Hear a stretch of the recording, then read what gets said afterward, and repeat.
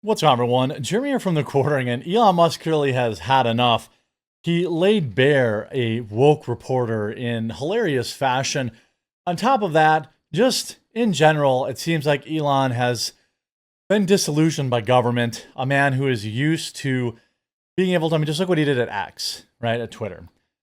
He walked in, fired 7,000 out of 9,000 people. Did that in about, a month? Went into government and found out that government is very different. Now, DOGE has done a lot of work that is excellent, but Elon also has become pretty based on pointing out a lot of the double standards that exist out there, some of the heinous stuff going on out there that is anti-white. And this reporter simply was not ready they thought they could bait Elon, and, well, they basically instantly regretted it. Hey, I hope you'll tune in to our daily live stream Monday through Thursday at 2 Eastern, Friday at 1 Eastern. If you're a YouTube only viewer, please do go subscribe to Quartercast, just one word. Today I'll be live with Luke Rodowski. Tomorrow I'll be live with Hannah Claire and Melanie Mack. If you're a Rumble viewer, obviously you can tune in there. Right now, I just want to grow my audience to 50,000 daily concurrent viewers. And so I don't care where you watch. This first tweet, holy ish. Elon was not playing around in this interview. Here is one of the first questions that just quite frankly did not go very well for this reporter. Not otherwise. And so now I'm in this absurd situation where I was born in South Africa but cannot get a license to operate in Starlink because I'm not black. Well, it looks Does like that that's seem about right to it you? looks Does like that that seem right to you? looks like that's about to Like this reporter's trying to say, oh, well, you're going to get special treatment. No. South Africa is a very, very bad place if you're white. Well, a lot of cities are in America too, but Elon Musk is pointing out, hey, no, answer my question. She tries to slime ball her way out, and just watch this. change. I just asked you a question. Please answer. Does that seem right to you? Well, those rules Ooh, man, I could feel like I want to loosen my own collar after seeing that. were designed to Does that seem bring right to you, yes or no? those rules were designed to bring about an era of more economic equality. To bring around, so by the way, this reporter is white. She's saying that laws that prohibit whites from doing business in South Africa, put in place by black leadership, were designed to create equality. Let me be very clear. And as many of you know, as I'm leaning more into my Rumble live stream and decoupling more and more from YouTube, you're probably going to get some spicier takes from me this year. There is very little in the modern development of anywhere in Africa that was done by Africans. It's been done by white people and the Chinese. Ask Zimbabwe. Zimbabwe ran out all the white farmers. And do you know what happened? Do a little bit of history. They immediately starved. They are begging. They have begged the white farmers to return after running them off their own land. Now South Africa, seeing how that worked out for Zimbabwe, thought, you know what? That seems like a good idea too. Let's run off the only people that have ever developed this nation at all. Sorry, not sorry. All right? If that's too hot of a take for you, I don't know what to tell you. Africa would be far worse if it weren't for the white settlers and, quite frankly, the Chinese that brought railways in there that the locals let fall apart. It is so crazy to me that these people, it's not. It's not. In South Africa. So you see a white person here. And it looks like the government has found a way around those rules for you. I asked you a question. So she's saying, oh, well, Elon, you're getting around this racist law, so it doesn't matter. And Elon's saying, no. I want you to answer this very simple question. Is it okay that white people are forbidden from doing business in an entire country? A country that they built, by the way. And this reporter is refusing to answer it. And it looks like the government has found a way around those rules for you. I asked you a question. This is your The crowd laughs because they know he's got her. Either admit that there is anti-white racism, which anybody with 2 eyeballs could see, or get kicked out of the woke cult? Your interview, everyone wants to hear from you. Ask your question. Yes or no? Not for Racist me. laws, yes or no? Not for me to answer. I have got a question for you. Not about, for you to answer. Huh? About your government must work like there and the racist laws, amount of then. savings. Why do you like racist laws? Yeah. This is not for me to answer. What do you mean? What an absolute slimeball, no spine having loser. This isn't for you to answer? What do you mean? He's asking you a question. Answer it.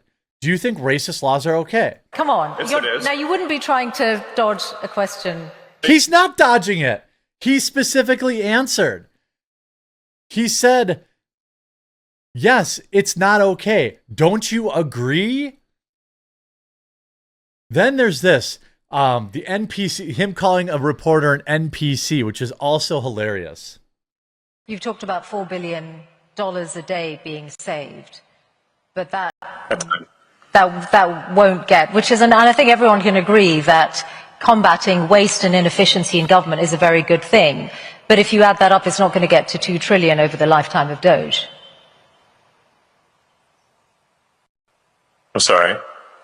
The 4 billion a day, if DOGE is going to run till next July, is not going to get you to $2 trillion. Okay, so?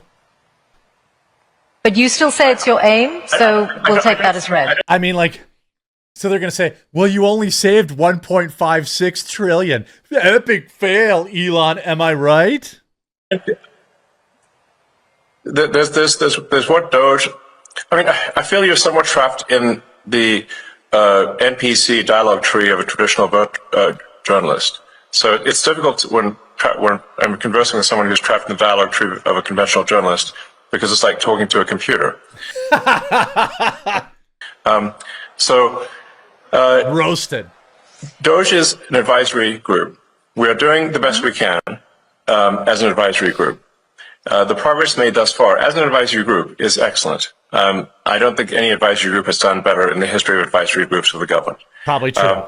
Now, we do not make the laws, nor do we control the judiciary, nor do we control the executive branch. We are simply advisors. In that context, we are doing very well. Beyond that, we cannot we cannot take action beyond that, because we are not some sort of imperial dictator of the government. All he's saying is, yeah, all we can do is make recommendations. If these clowns in government don't pass it, there's nothing I can do. 3 branches of government that are to some degree opposed to that level of cost savings. But nonetheless, let's not criticize whether there's 4 trillion, and instead look at the fact that 160 billion has been saved, and more will be saved too. I mean, by the way, You talked about 4 billion. breaking, I'm going to put this because it's just happened. Going back to South Africa, Trump has the South African president in the White House right now. He just directly confronted the president of South Africa with videos of his own government calling for the removal of white people. Turn down the lights, roll the video. These are burial sites, crosses marking murdered white farmers. The president of South Africa looks so shaken, as he should be. Look at this. Turn the lights down.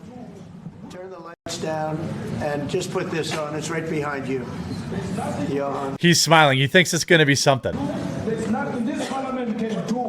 With or without you, people are going to Uh-oh. occupy land. We require Uh-oh. no permission from you, from the president, from no one. In front, right to his face. What are you going to do about it?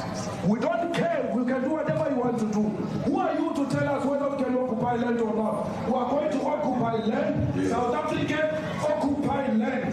That's who we are. We don't care what to do. We can withdraw by... It's part of it. This is him. Kill the boar.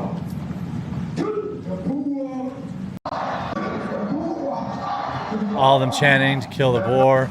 All these idiots, like the white people built up all this stuff, and now you're like, hey, this is through the magic of mental deficiency, we're the oppressed ones. And then you see this. Hold on. Look, he's squirming in his seat. Look at him.